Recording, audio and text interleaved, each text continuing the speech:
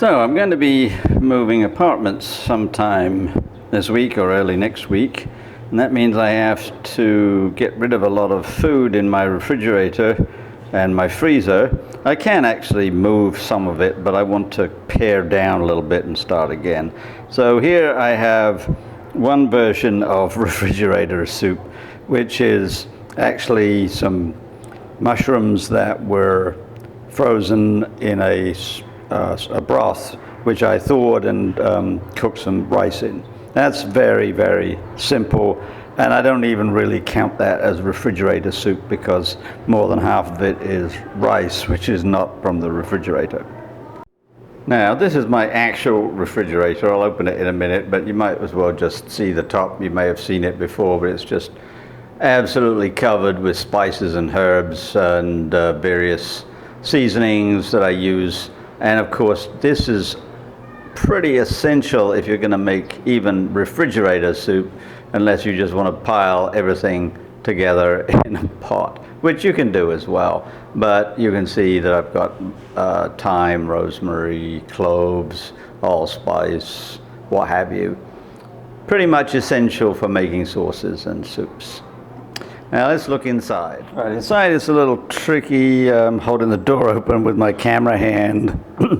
Got a chicken breast, some ham, some hot chilies, some shallots, some kimchi, leeks, garlic in plenty, and then on the top shelf some roquefort and a couple of punnets of mushrooms, some red chilies, odds and ends of sauces, and under it all some papadums, uncooked, and some pastry, Indian pastry, also uncooked.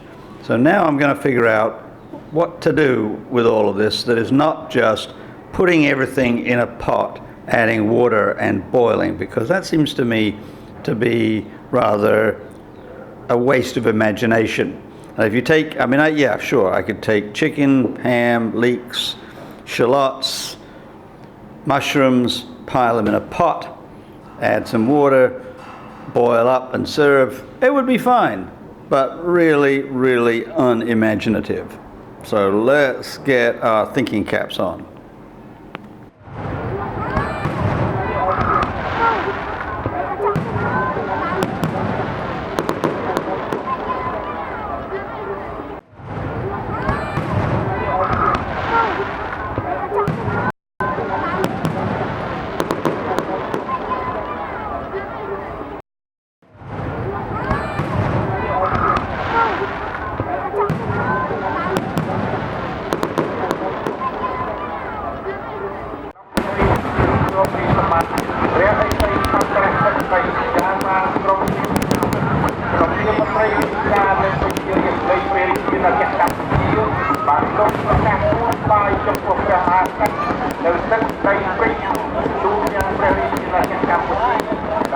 We'll start with something pretty easy here. I just got some of the shallots, add some extra virgin olive oil, just going to saute them a little bit, and I'm going to add some chicken and some mushrooms.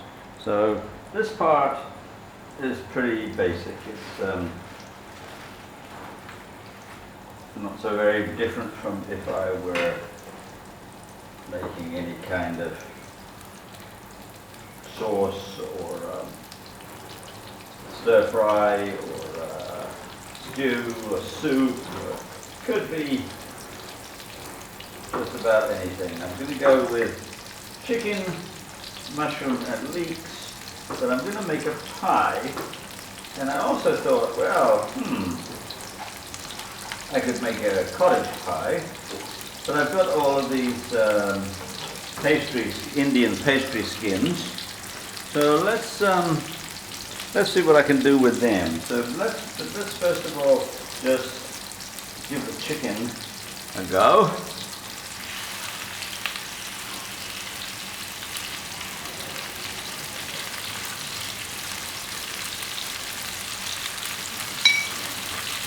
And so far this part is pretty straightforward. Making the pie that's going to be the issue, so I won't belabor this part too much.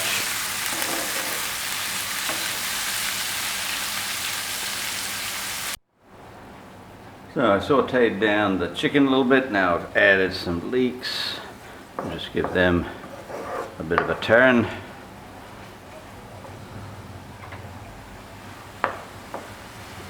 And add some mushrooms.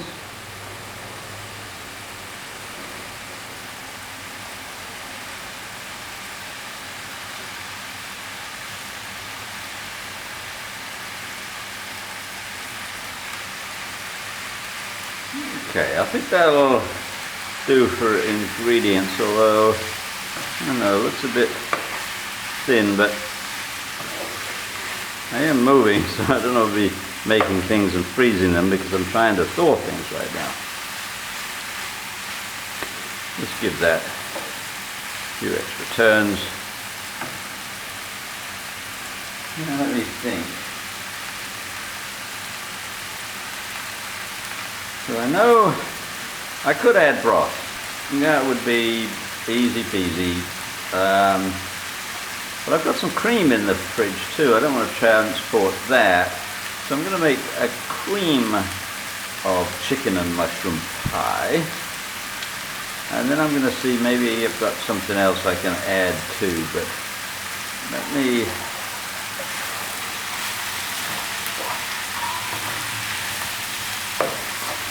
start with the cream. Now cream is very fussy ingredient, certainly when it comes to sauteing. If I had an egg, which I don't because I've just used the last of my eggs and I don't want to buy more, I would add an egg or an egg yolk to the cream to bind it and thicken it. Okay, let's see what else I can do here.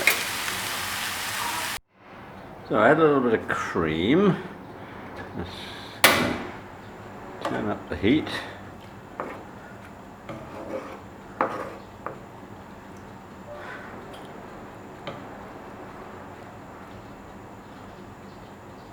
Gonna have to decide. I think certainly some parsley.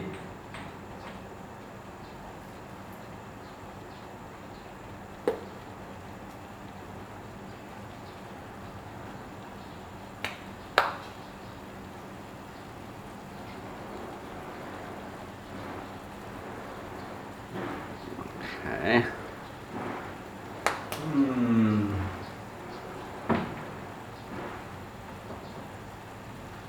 I think thyme.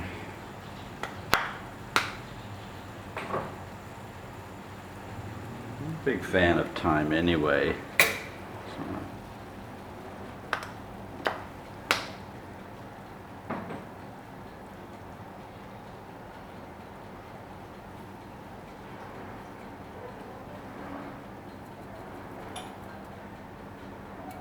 Okay, not a lot.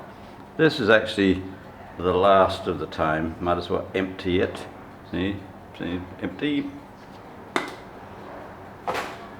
Still using up. And just saute again. Just a tiny bit. And meanwhile, I've put some samosa skins, as an Indian pastry, into a dish lined with foil, because I don't think they're going to fold very conveniently for me, so I'm going to have to play with them a little bit, and I figured if I have the foil I could just fold them over. And then I'm going to bake them and we'll see what happens. So I'll take you over to the samosas. Okay, so here you can see them. I've kind of overlapped them, lining the basin, and incidentally next is some bread which I just baked in the oven whilst it was preheating. Don't want to waste energy. I'm going to fill that and then I'm going to fold it over and then probably fold the foil over until the end of the baking, when I'll uncover it and just brown it off. Not sure yet, we'll see. So here we are with the filling inside the samosa leaves. Now what we're going to do is fold them over, pack them up, and put them in the oven to bake, maybe for about 40 minutes. So I folded over the samosa skins to make the pie topping, and then folded over the aluminium foil to hold it all in place whilst it was baking, and put it in the oven for 40 minutes. Now, after 40 minutes, I uncovered the foil, and you can see now the top of the pie, and it's not browned. It's all perfectly edible at this point, and I could have just served it up, but I thought, well, give it a little bit of a browning under the grill, which I did, and here you can see it. Probably a little bit too much, but it's okay. It was fine. And then dished up. So that's what you do to use up the refrigerator. That is a little bit more imaginative than refrigerator soup. I'm getting down to the wire. I'm going to be moving probably in about 4 or 5 days, and I don't want to add any more to my refrigerator before I move, although I might. Anyway, if you like this video, then tell your friends, like and subscribe, and with luck, I'll see you on Friday, although it may also be moving day. We'll see.